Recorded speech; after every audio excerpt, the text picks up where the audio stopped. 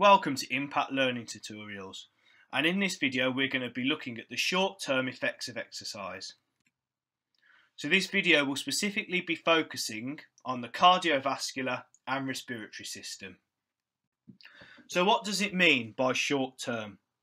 Short-term is the body's response immediately as soon as exercise has commenced, and this video is going to aim to explain the processes that take place, and each of these can be improved with training. The first of which is an increase in muscular temperature. So this is when the temperature of the muscles increases as heat is produced from movements because more blood is being required. So some of the effects on the cardiovascular system. So you can see on this slide there are some key terms which have been underlined. It's important that you take some time to learn these definitions. So an increase in stroke volume. This is the volume of blood pumped per beat from the heart. The second is an increase in cardiac output, which is the volume of blood pumped per minute. And finally, an increase in heart rate. So this is the number of times the heart beats in 1 minute. So the respiratory system.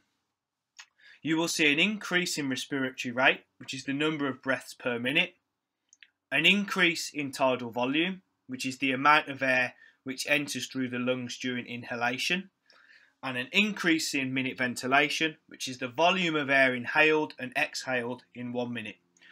So as you've seen with the cardiovascular system, these key terms are what you really need to learn for the exam. So it's important, if you want to pause the video here and go back over them, to make sure that you have a thorough knowledge of these key terms. Lactic acid production. So when we do sport, lactic acid is produced as a waste product. Especially in sports which are explosive and use the anaerobic system, lactic acid is going to be produced at a quicker rate due to the demands of that energy system where there isn't any oxygen present.